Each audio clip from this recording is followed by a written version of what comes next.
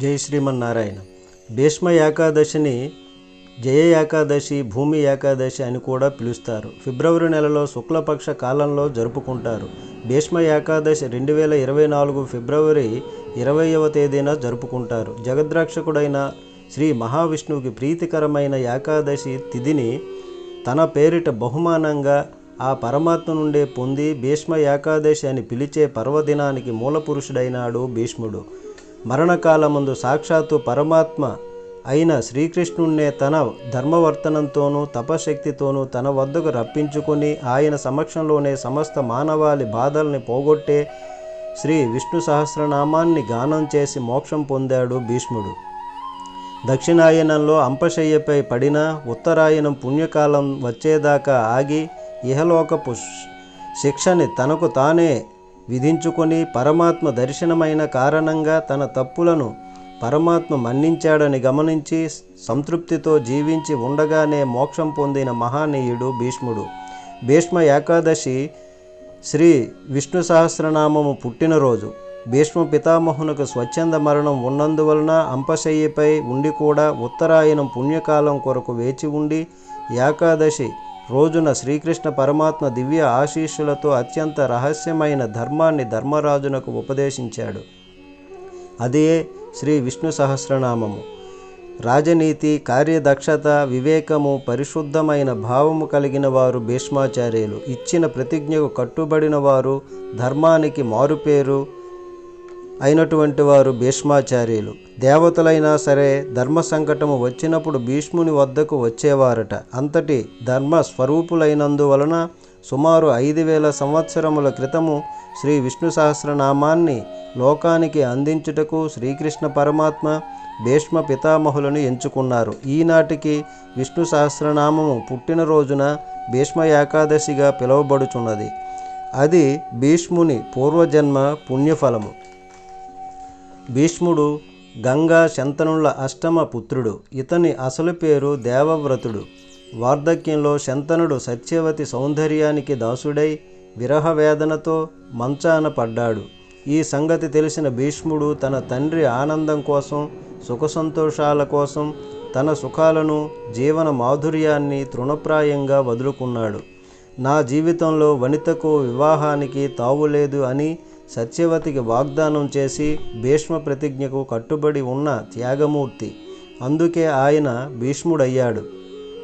కుమారుని త్యాగానికి సంతోషించిన శంతనుడు భీష్మునకు స్వచ్ఛంద మరణాన్ని వరంగా అనుగ్రహించాడు. పితామహుని ప్రతాపము. కురుక్షేత్ర రణక్షేత్రంలో అధర్మపరులను సమిధులుగా, అవినీతి పరుల ఆహాకారాలతో శ్రీకృష్ణుడు స్వయంగా జరిపించిన యజ్ఞాన్ని ఒంటి చేత్తో 10 రోజులు నడిపించిన ధనుర్విద్య పితామహుడు. ఆ ధనుర్విద్య పటిమను చూసి శ్రీకృష్ణుడు, అర్జునుడు నిర్ఘాంతపోయి స్థానువులయ్యారు. శ్రీకృష్ణుడే తన ప్రతిజ్ఞను వదిలి భీష్మ సంహారానికి ఆయుధం పట్టేలా ఆ పరమాత్మ ప్రతిజ్ఞను భంగం చేయించిన గొప్ప పరాక్రమవంతుడు భీష్ముడు. అంతటా పాండవులు శిఖండిని ముందుంచితే తాను అస్త్ర సన్యాసం చేసి గాంధీవధారి బాణాలకు అంపశయ్యగతుడయ్యాడు. అంత మాత్రాన అర్జునుడు విజయుడయ్యాడు అనుకుంటే పొరపాటే. అధర్మపక్షాన నిలబడి ధర్మంతో పోరుకు సిద్ధపడినప్పుడే భీష్ముడు మరణాన్ని స్వాగతించాడు. అసమర్థతకు శిక్ష అనుభవించాడు. అంపశయ్యపై ఉన్న భీష్మును చూసి దేవతలు సైతము దుఃఖించారు. బాణాలు గుణపాలు గుచ్చినట్లుగా బాధిస్తున్నా సహిస్తూ ఆ యుద్ధరంగంలో పీనుగుల గుట్టల మధ్య క్షతగాత్రుల రోదనలు వింటూ నక్కలు, తోడేళ్ళు, రాబందులు, గుడ్లగోబల అరుపులు ఆలకిస్తూ 1 రోజు కాదు, 2 రోజులు కాదు, ఏకంగా 58 రోజులు ఒంటరిగా మరణ వేదనను అనుభవిస్తూ ఉత్తరాయణ పుణ్యకాలం వరకు ఎదురుచూస్తూ గడిపాడు భీష్ముడు. కురుక్షేత్ర సంగ్రామం ముగిసింది. ధర్మరాజు విజయలక్ష్మిని వరించాడు. శ్రీకృష్ణుడు పాండవులను పిలిచి భీష్మ పితామహుని దగ్గరకు వెళదాం పదండి అనగానే అంపశయ్యపై ఉన్న భీష్మ పితామహుని దగ్గరకు వచ్చారు. పాండవులు, శ్రీకృష్ణుడు కనిపించారు. మరణానికి చివరి మెట్టు మీద ఉన్న ఆఖరి క్షణంలో మాధవుని దర్శనం ఆ కురువృద్ధుని ఆనందాన్ని కలిగించింది. అప్పుడు పాండవులు పాదాభివందనం చేశారు. వారిని ఆశీర్వదిస్తాడు భీష్ముడు. అంతటా ధర్మరాజు చేతులు జోడించి, పితామహ, విజయం సాధించానన్న మాటే గాని మానసిక విజయాన్ని పొందలేకపోయాను. నాకు మానసిక శాంతి కలిగే మార్గాన్ని ఉపదేశించండి. ఈ విశ్వంలో గొప్ప దైవం ఎవరు? ఎవరిని కీర్తిస్తే సుఖ సంతోషాలు లభిస్తాయి? ఎవరిని అర్చిస్తే సకల శుభాలు కలుగుతాయి? ఎవరిని శరణు కోరితే ఈ భయంకర సంసార సాగరము నుంచి విముక్తి కలుగుతుంది అని ప్రశ్నించాడు.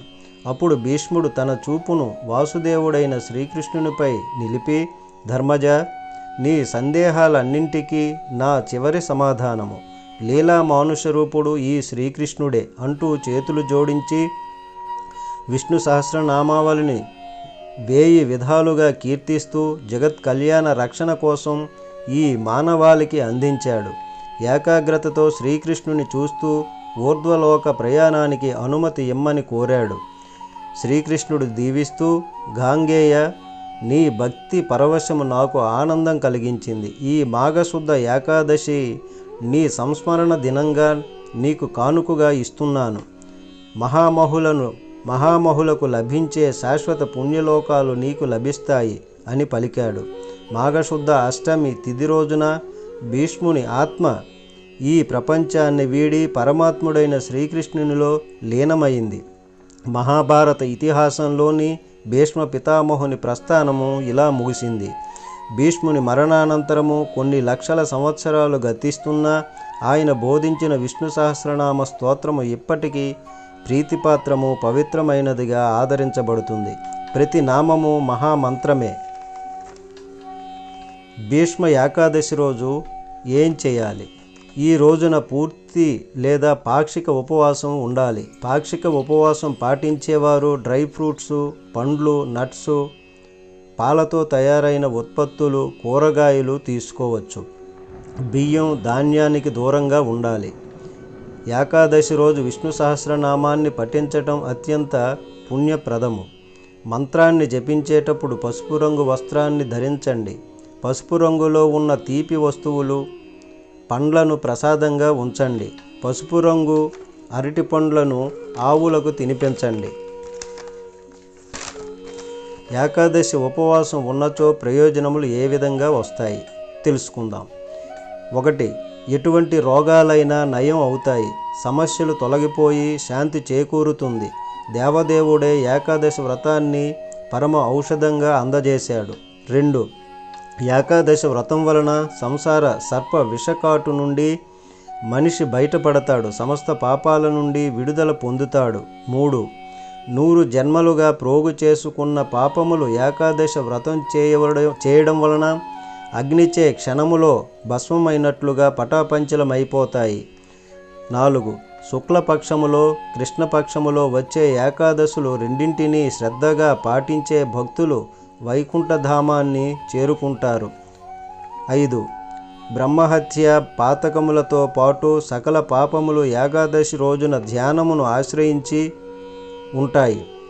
కనుక ఎవరైతే ఆ రోజు అన్నం తింటారో వారు పాపమునే తిన్నట్లు అవుతుంది. 6. ఏకాదశి రోజు అన్నమును తినేవాడు మాతృహత్య, పితృహత్య, భ్రాతృహత్య, గురుహత్య పాపాన్ని పొందుతాడు.